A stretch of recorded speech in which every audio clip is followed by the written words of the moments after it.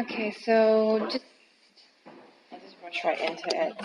So I'll just before I ask anything else, just so that we're on kind of just I just like to know what reading for pleasure means to you, um, so that I keep that in mind moving forward through the interview. Yeah, I think it means that the children are really enjoying what they're reading. They don't feel like it's a chore. They kind of maybe have had some input and say into what they've read. Yeah. They just feel really passionate about what they're reading. Okay. And the lesson that I sat through, can you just? I mean, I took down my observations and I kind of saw there was a guided reading lesson going on here, and then the rest of the children. But could you just summarize yourself what the lesson was? Yeah, so we usually try and first of all talk about the reading strategies, Okay. kind of because they're all linked to the national curriculum. And then each guided reading session is then focuses on a strategy. So this one was word meaning, and then we hope to try and kind of develop that skill through different activities. So with today we were doing the whiteboard activity. So whenever they found a word, rather than it being like, what does this word mean, write the definition, it's like they're in control of their own kind of learning. They're finding that word, so they're interested in it, and again trying to make maybe quite mundane things more pleasurable. So we start off with the reading strategies, recalling the strategies. Then they get to choose a book and just read. They are just reading for pleasure. We hope that they're choosing books that they like through, and we talk about that in the first kind of sessions, like how to choose a book that you enjoy. We talk about the front cover. We talk about flicking through and seeing the content and just working out if they like it. And if they don't like what they've read, they can always go back and change it. So that's the kind of more free element, and then this more structured part is the guided reading, where they're set in ability, and we're just teaching them decoding skills, inference, all of those strategies that we mentioned in the beginning, that we try and build them in. And the children with the choice thing, I one of the teachers told me that is one of, like, it's part of the curriculum that children should be able to choose from a selection, like from a pile of books. Is that part of the curriculum itself? Their reading for pleasure is definitely pushed, and I think having that element of choice is part of it. Yeah, it doesn't explicitly say that I don't think. In the curriculum, it doesn't, but the school. Yeah. But most schools, and this school and the last school I was at, there's definitely a focus on reading for pleasure. Okay. And this is part of that, the choice element. The choice element is one of the. And is this something that is part of your training when you come to the school, or how is this transmitted to you? Through training, through reading insets. So we have reading training where they they definitely talked about reading for pleasure as well, and making sure that some of the books are appropriate. Like you saw one boy got the dictionary and he's not able to read any of those words. Yeah. So it's about kind of guiding children to be more independent with their choice. And with your with any trainings that dealt with reading for pleasure, at this school or the previous school, how do you think that's sort of impacted your classroom practice? How has it impacted? Do you think it has in any way? Yeah, I think that the reading insets definitely have. I think in year one it's maybe a little bit different to. Well, guided reading sessions in year one are a little bit different to maybe higher up in the school, whereas there's more of a focus on decoding. Okay. But when it's in the English lessons, that's when you really are YouTube, because there's the key text and you're bringing that to life. Yeah. So that's when they're really able to explore through different activities. So it might be acting it out, it might be thinking about emotions, it might be partner work where they're analysing parts of the text. So I think that what was the initial question? Lost it now. How do you think it's changed your practice, or the way you set up your classroom, anything at all? I think about, and also like they've said, allowing children to discuss what they're reading as well, like not completely silent. I find having those moments where they can discuss things is useful. Okay. And I didn't quite get you set up. Now I'm taking a look at the library because I didn't. So I just go through the. What do you think about in setting up the classroom library? What is your aim? So we usually, and I've lost it, they've taken it off and put it in this labyrinth. We normally have our class novel, which is goes up there. Okay. And so that's the one that we read throughout the half term and trying to unpick. Initially, I had on this side, I had all information texts. Okay. But then the children have found it a little bit tricky to keep things in the right place. And then on that side, more storybooks, picture books, put pictures up on the walls so that they know how to put things back. That helped right at the beginning. They don't really need that so much. Well, actually, they do. The pictures are useful because then they know where to put them. And what children's views of their likes and dislikes, does that inform the kind of books you put in the classroom library? I think that it should. I definitely think it should. I think that because I'm new to this school, I kind of just what was given to me, I kind of used, but I put in a few of my own personal ones that I like. But yeah, I think a more effective kind of reading corner would definitely take into consideration their interest. But I think because it's such a big collection, it kind of does hit that. There are you've got things on police, on fire trucks, you've got them on storybooks, you've got princesses, you've got it does, when you look at what the collection is, it's a good collection, and I made sure to get rid of any ones that were that you haven't, for example, conducted any kind of formal surveys or no, we've done book reviews though. So you can see that they're on the wall actually, but it's only actually for Shark in the Park. But then they talked about their favourite part, and they were able to draw their favourite scenes. So we find that's quite helpful. And have you in putting books here? But you said that this is kind of because you're new. You kind of just kept the books, but the way it's set up is for me. Yeah, I thought that having kind of an open space, put that on the carpet and keep that chair there. I want it to be that inviting, kind of relaxed, kind of seat. It's very nice. It is a very nice place. Yeah. But and does the school, or are you aware of anything that because certain schools will sometimes take specific notice of what boys like and put that in the library because boys are a little more difficult to engage. So has that gone into? No, there are criteria on what you need. You must have your class novel up there. Okay. You must have the sign so they know that that's the reading area. You want to have those things that say that reading, develops your imagination, all of those things. But no, there hasn't been you must have a section for boys. But I think after this conversation, I probably will end up. Yeah, I think more of a conversation around that. Maybe every half term would be nice. Yeah. And the books stay the same throughout the year, or do you keep changing? Usually on top I'll put out, so we're learning about plants, I'll put up the ones that are about plants, or keep adding. Yeah, we're doing the history of toys, so if there's anything on that I will, and we're doing traditional tales, so traditional tales will be the key feature. And those are really nice, and you had the bigger ones. I haven't ever seen those before. Slightly bigger traditional tales. Yeah, they're good. I don't know.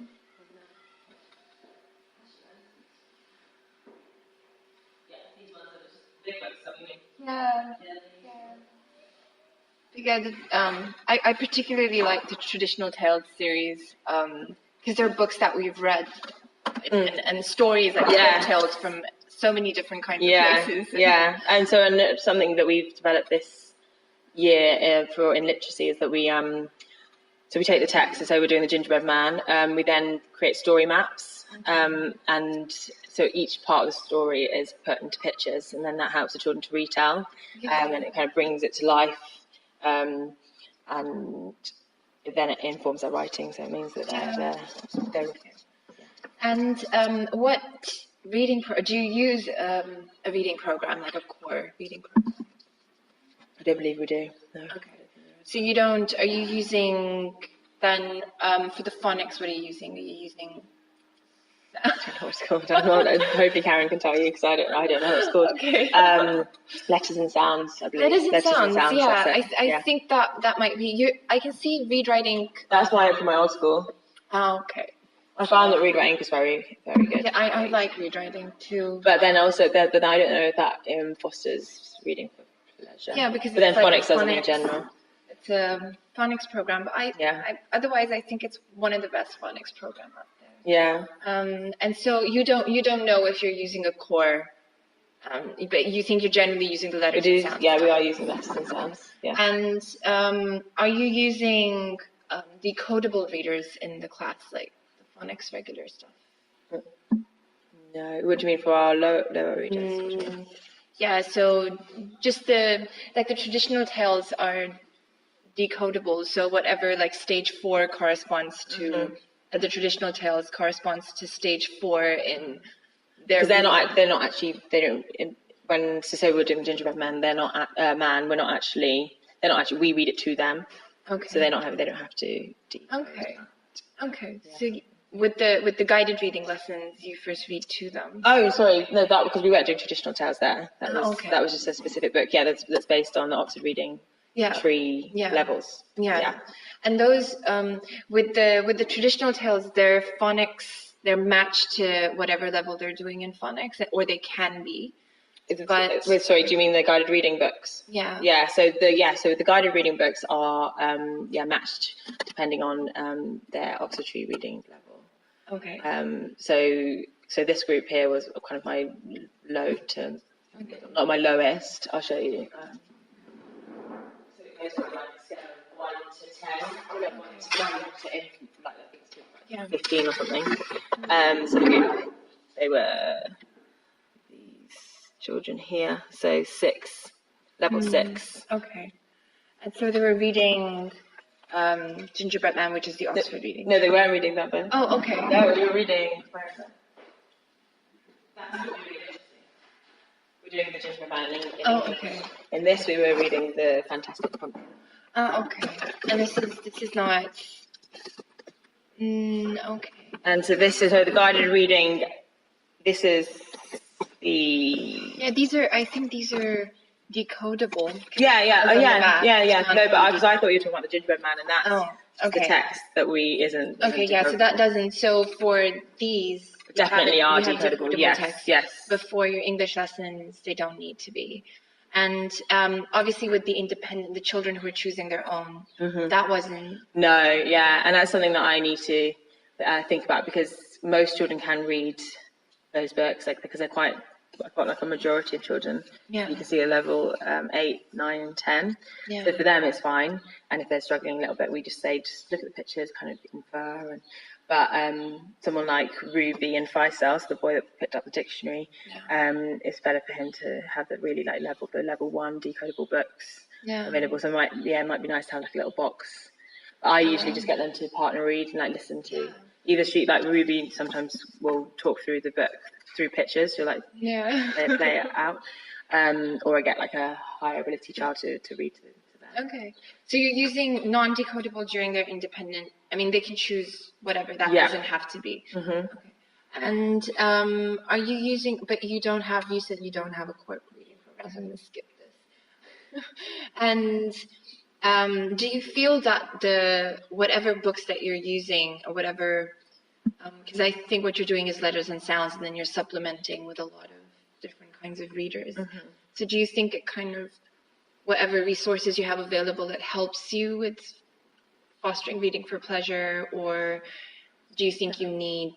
Yeah, I think that the Rigby Star guided reading. So in the guided reading sessions, we use these, but we assess them using the Oxford Reading Tree levels.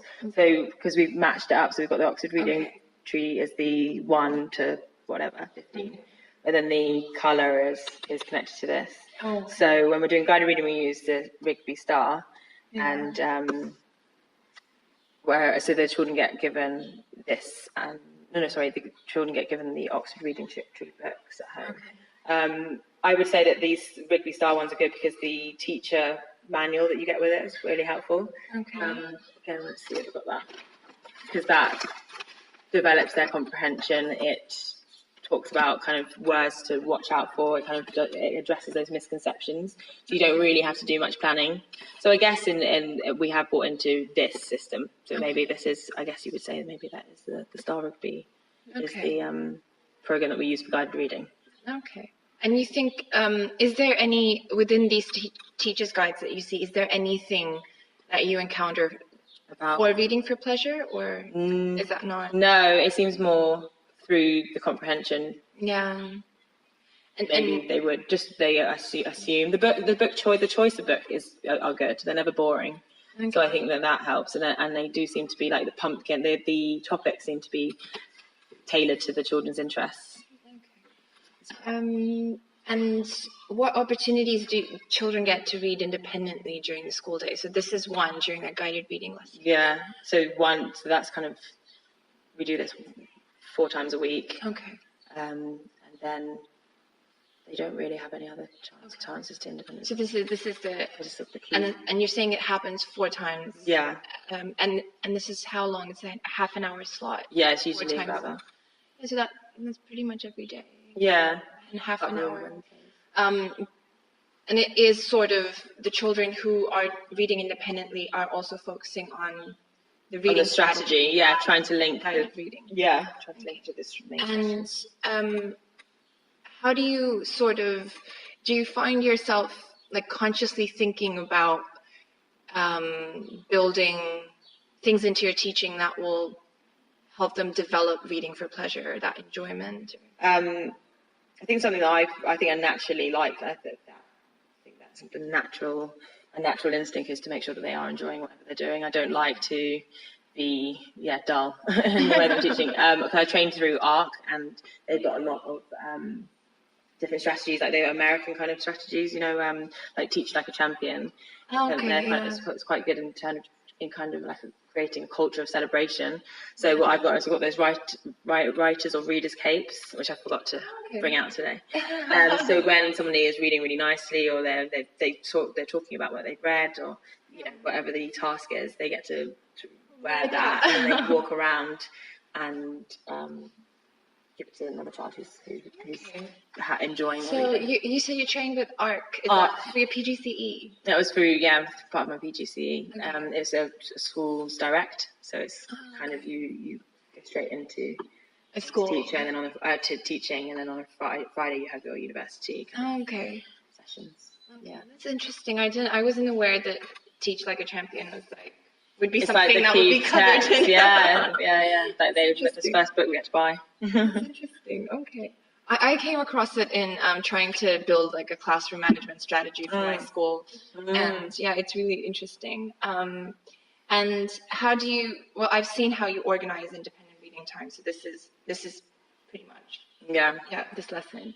And do you have time during the day where you read out stories to the children? At the end of the day, usually, and that would be either our class novel, or it will be something that usually the children bringing books as well, which is nice. Can be linked to our learning. So one of the children brought in a book on plants, but also it could just be something that interests them. So, and sometimes my more able readers like to read to the class as well, and that's nice because then they're sharing their interests and developing their confidence. And that also happens at the end. It happens at the end. Usually of the day. At the end of the day. Yeah. And is that something where you also do you keep strategies in that? Not so much then. Okay. No, that's where I think it's more. There might be like, look, there's a bit of speech, but it's mainly about like what's happening. Have you experienced this before? So definitely, that's definitely a pleasurable time for them. Yeah. Okay. And that's you saying every day at the end of it. An opportunity. So the school says that you should be reading the class novel at the end of the day, but I also like to switch that up and also have the children bringing in things, or we just choose a novel that we're interested in. And every class teacher has to have what they're reading at the moment. Every class teacher has to have on the door. It's like reading.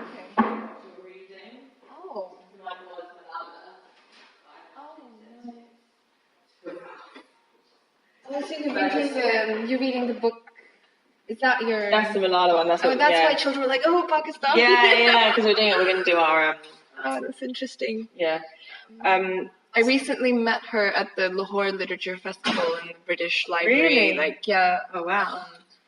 No, That's not amazing. recently. It was back in, it was, I don't know, December or something. So not like very recent. But yeah, we got the book signed by her. Amazing. So, Yeah. Okay, so, and with these, so this they read over the entire term. Don't they get really impatient about like the Yeah. end and Yeah. That's why I don't like to follow, to be honest. I don't like to read the same thing every single day. I like to mix it up, and because I think otherwise it does get boring, and too predictable. But I think as they get older, they start to do like chapter books. I think it's just mainly just the listening to text. Yeah, and that okay. Let's see. Do you when the children were doing independent reading here, a lot of the children were kind of interacting with each other. They were like they had their books, but then they were interested in that one. The one with all the comments. And so, do you find this is a regular occurrence in when the children are reading independently? I think it probably differs from class to class. Like some classes like to have it completely silent. I think that maybe today was more chatty than normal. But they definitely are. Like I noticed with these children, they're definitely like interested in the books. Like they're not just chatting about anything. They're looking at what their partners are reading, and usually they're really engaged in just enjoying the read, sharing. When you say that it varies from class to class, do you mean from one class, this class, to the other class? Yeah, I would say. I think maybe that's. And is it something that you prefer? That I prefer it to be a little bit more.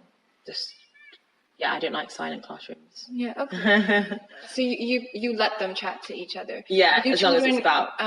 End up coming to you for telling you what they're reading. Yeah, definitely. Yeah, which is nice, I think. And at the end, Jibril had came up with like a list of words, and he'd drawn a picture to do with the book. So like my lower retainers, they would often just like to copy out sentences on their whiteboards. And but these interactions kind of happen spontaneously, or do you also plan for this? I think they're mainly those ones where it's them talking about their book is spontaneous. Yeah. But I always ask them like, what have you been reading? What did you like? So I do plan that, I guess. Yeah. And how would you say? Do you notice from children getting to read independently, what impact do you think it has on? I think that because especially in like modern society now, is they're not reading as much as they used to. They're on tablets, and just the whole being able to feel the book and sit and concentrate and then having that choice. I think that I think it's really beneficial for them. And do you also have some schools have iPads and children can read on them as well? Do you have that here? No, we don't. We have computing, but no, we don't have. I don't have an iPad. Okay, and which I quite like. Yeah, they have enough of that. Probably at home. And do you also kind of because children are kind of using tablets, and are there children who talk about having read things on tablets, and is that something that's talked about in the classroom? No, I don't hear that. Okay, and you don't. So, like, digital books isn't something that's brought into the classroom. No, not here. No. Okay. Except probably when the whiteboard. That would probably be the only. Do you have anything books that you read on there? No, I said that in here. No, we don't actually. I don't. Just because I don't really know. It's not really pushed here. But usually we have the story map that's linked to the story on the interactive whiteboard. And you said that you kind of got this. But is there someone who decides what to put in each class? Do you know? We have our literacy lead. I think she monitors it. She comes around and checks to see is it tidy. Right now it's not. And have we got the novel and do we have dictionaries? So our literacy lead checks that. And what kind of books do you find, or do you notice any that these are like more popular with my class than the other books? Or Yeah, I would say just the ones that are like traditional tales. Then I think traditional tales. And then I think the science fiction as well. I'm sorry, not science fiction, non-fiction. And are there students in your class that you feel they don't really like reading that much, but do you? I think the ones that can't the one boy that can't read, he doesn't. I don't think he Enjoys sees it. but maybe finds it a little bit boring. So maybe that was where it might be good to have an ebook. He listens to a story, that might be nice. Or just the partnering him up makes him find it more enjoyable, I think. Yeah. And any children that you've ever noticed who are proficient readers, but they don't quite seem to enjoy reading? No, in this class they all love it. They're very, I think, because of the culture of like celebration, really bigging it up and talking about like how when they write they can maybe create their own novel one day. You know, they can become a writer. So you talk about. And when we're doing English, I like to talk about. So we're going to write the story of the Gingerbread Man, just like we're going to be authors, and they kind of see themselves as authors. I think that's important, that the children kind of know that they don't disassociate themselves from the book. They think, or from the authors, they think, okay, maybe one day I could. Yeah. And you've talked about this, so this is a kind of reward. Yeah. Are there any other rewards that you have reading related? No, I think that if they have read really well or they are just focused, I do different cheers. So we would do like a whoosh, or we do a rainbow cheer, go or just like yeehaw. And these are all ones from a training through ARC and Teacher Champion. And that again, they love it. They children like it. We used to do like the 10-finger woo and the 5-finger woo. Yeah, it's like that. Okay. And have you organized any events that focus on fostering reading for pleasure for year one? Yes, we have. Yeah, with parents. So we like to invite the parents in, and again, it is solely to read for pleasure. So the children again choose a book that they think that their parents would be interested in. Okay. And then the parents come in like, oh, not interested in, but that their parents would that they like, and that maybe their parents will enjoy. Yeah. And then they just sit together and then they read. And I think I started off by reading a book to all of them, and then they went off and they read just with their parents, which is nice. Some children didn't have their parents in, so I either read for them or like partnered them up with other parents. And then they got like the Scholastic Book Fair where you can go and buy books. Okay. Yeah. Come in and purchase books, which is good. Okay. Yeah. And are there other reading for pleasure events organized school-wide? Was this a school-wide thing, or was it? Yeah, that was a school-wide thing. Sorry. Okay. Yeah. And do year one students get to interact with students from other years during these events? Not during that event, but so that was just solely just for parents. But we have, I don't know what day they're coming, but they seem to come every week. And I think they're year 6 children. And they asked if they want if there's anyone we can read with. That they can read with. So then I get them to get their home books because those ones are the correct level, and then they read to the older children, or the older children read to them if depending on their ability, which is really nice. I think that's a really good thing to do. Yeah. But and they read the books that are being sent home, which are just because then it's easier. And how often do children take books home? Yeah, once a week. Once a week. It gets changed on a Wednesday. Okay. And they by the teaching assistants. Okay, so once a week children take books home, and they're the ones in the guided reading lessons, or they're just leveled at their level? Yeah, they're just at the correct level. Okay, they're just and they're different. Okay. Something else we also do. So when the children have read 10 independent books at home, read 10 books of their choice at home. Then they get a certificate from our literacy lead, our deputy head. Okay. And then when they do 20, they get an even better reward, and it just keeps going up, and it's linked to different authors. So, yeah. Oh, okay. So you've got, or different writers. okay. They love that, and that really inspires them to make something.